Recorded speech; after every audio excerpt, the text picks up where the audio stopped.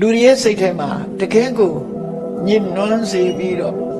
စဉ်းစားဉာဏ်ကိုအပြော့သွားစေတယ်အသိဉာဏ်တွေကိုတုံးသွားစေတဲ့အကြောင်းတရားတွေကဘာတွေတုံးဆိုနံပါတ်1ကကာမိစ္ဆန္ဒပြောခြင်းပါခြင်းနဲ့စိတ်ကာမဂုဏ်အာယုခံစားခြင်းနဲ့လောဘအဲ့ဒီကာမိစ္ဆန္ဒဆိုတာအသိဉာဏ်ကိုရောပါသွားစေတယ်လူရဲ့စိတ်ထဲမှာကောင်းတဲ့စိတ်တွေဖြစ်ဖို့ရမရှိဘူးတဲ့သူဝင်နေလို့ရှိရင်အလုံးသူကဆုတ်ပိတ်တာ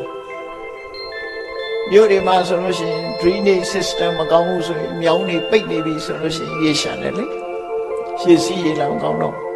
အဲ့ဒါလိုပဲရင်နဲ့နှလုံးထဲမှာဒီတရားတွေဝင်လာပြီဆိုရင်ကုသိုလ်တွေ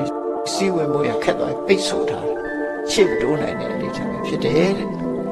ပြပါတာအလိုကြရင်ကာမိစ္ဆန္ဒအလိုမကြတဲ့အခါပြပါတာလူရဲ့သဘောတရားကွာနော်လိုချင်တာရရင်လောဘလိုချင်တာမရဘူးဆိုရင်ဒေါသဒီတစ်ခုကလာနေတယ်ပြီးတဲ့အခါကောင်းတာလုပ်ရပြီဆိုရင်ဌိနမိတ်တာစိတ်မပါအိတ်ချင်နော်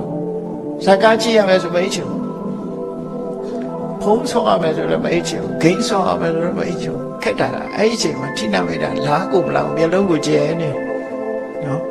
တရားနာရမယ်တရားအထောက်ရမယ်ဆိုရင်ဘယ်ရောက်လာမှမသိဘူးလာပြီအိတ်ချင်ငိုက်လာအဲ့ဒါလည်းပဲကိုယ့်အတွက်ရန်သူကြီးပဲဥဒိစ္စစိတ်တွေလေလွင့်နေ